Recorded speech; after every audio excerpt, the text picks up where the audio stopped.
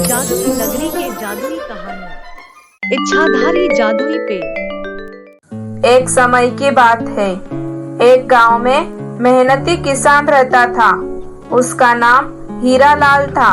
लेकिन दिक्कत यह थी कि वह जितना भी मेहनत करता था उसे उतना फल कभी भी नहीं मिलता था। गांव में ऐसे बहुत से लोग थे जो कम मेहनत किए भी ज्यादा धन दौलत कमाते थे और खुशी खुशी अपना जीवन जीते थे। इन्हें देख हीरालाल उदास हो जाता और सोचता कि ऐसा क्या करें जिससे मेरा जीवन भी सुधर जाए और दूसरों की तरह मैं भी एक अच्छा जीवन जी सकूं। मैं भी तो इनकी तरह ही मेहनत करता हूँ, लेकिन फिर भी मेरे पास कुछ भी नहीं है और दूसरे लोगों के पास सब कुछ है और वह बहुत खुश भी रहते हैं। इन्हीं सब बातों को सोचकर वह दुखी रहने लगा। ऐसा करके हीरालाल अपना सारा दिन ऐसा सोचने में ही व्यर्थ कर देता था। एक दिन जब वह किसी काम से दूसरे गांव में जंगल के मार्ग से जा रहा था तो वह थक कर एक पेड़ के नीचे बैठ गया।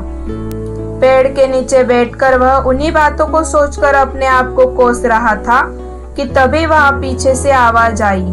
तुम्हारे परेशानियों का कारण मैं जानता हूँ और मैं तुम्हें उसे दूर कैसे करना है यह भी बता सकता हूँ।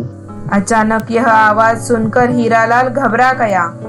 उसने अपने आसपास देखा लेकिन उसे कोई भी दिखाई नहीं दिया। तो वह चिल्लाकर बोला, कौन है जो यह बातें कर रहा है? फिर एक आवाज आई, यह मैं बोल रहा हूँ। तुम्हारे पीछे का यह पेड़ जिसके नीचे तुम बैठे हो, मैं एक ऐसा पेड़ हूँ जो लोगों की इच्छाएं पूरी करता है और तुम्हें निराश देखकर मुझे लगता है कि मुझे तुम्हारी इच्छाओं को पूरा करना चाहिए। तो कहो मैं तुम्हारी क्या मदद कर सकता हूँ?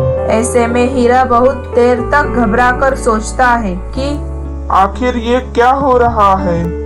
फिर थोड़ा समय लेने के बाद हीरालाल ने उस पेड़ से कहा, मैं जितनी मेहनत करता हूँ इतनी मेहनत कोई भी नहीं करता, लेकिन उसके अनुरूप मुझे फल नहीं मिलता। तो मैं चाहता हूँ कि मुझे थोड़ी धन दौलत मिले जिससे मैं अपना जीवन अच्छे से व्यतीत कर सकूं।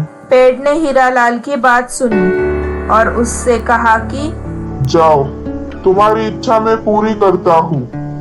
अगले 1 महीने तक तुम्हें जितने भी धन की जरूरत होगी वो तुम्हें अपने आप मिल जाएगा और तुम्हें उसका जिस तरह से इस्तेमाल करना हो तुम वह कर सकते हो। यह बात सुनकर हीरालाल बहुत ही खुश हो गया और खुश होकर सीधे अपने घर की ओर चल पड़ा।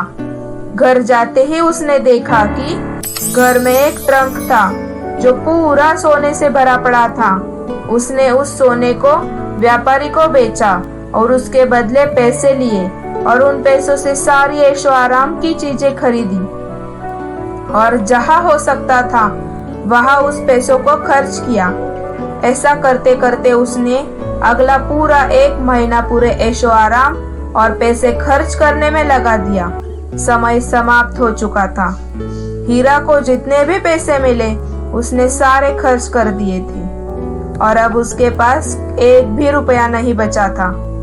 ऐसे में हीरालाल फिर से उदास हो गया और अपने आगे की चीजों को लेकर फिर से चिंतित हो गया।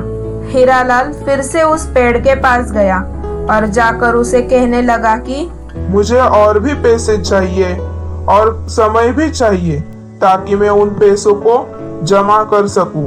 फिर पेड़ ने उसे कहा कि यही तो तुम्हारी परेशानी है कि तुम जितना मेहनत करते हो तुम्हें उसके अनुसार पैसे भी मिलते हैं, लेकिन तुम उन पैसों की कदर नहीं करते और उन्हें जहाँ हो सके वहाँ खर्च कर देते हो, जिससे कि तुम्हारे पास भविष्य के लिए पैसे नहीं बचते और तुम दूसरों से अपनी तुलना करना चालू कर देते हो। लेकिन दूसरों को देखो, दूसरे पैसों की कदर कैसे करते हैं, उसे अपने भविष्य के लिए कैसे बचाते हैं और खुशहाल होकर जिंदगी कैसे जीते हैं। यह सुनकर हीरालाल की आंखें खुल गई। उसने अपना निर्णय लिया कि मैं जितनी भी मेहनत करूंगा और उसका जितना भी पैसा मुझे मिलेगा मैं उसे सही तरीके से खर्च करूंगा और अपने भविष्य के लिए बचा लूंगा। फिर हीरालाल खूब मेहनत करने लगा और उसकी मेहनत से उसके पास जितने पैसे आते उसमें से आधे पैसों से घर खर्च चलाता और आधे पैसे अपने भविष्य के लिए बचा कर रखता। और ऐसे करते करते हीरालाल भी दूसरों की तरह एक खुशहाल जिंदगी जीने लगा। तो बच्चों, कैसी लगी आपको यहाँ कहानी? ऐसी मजेदार जादुई कहानियों के लिए please like, share and subscribe.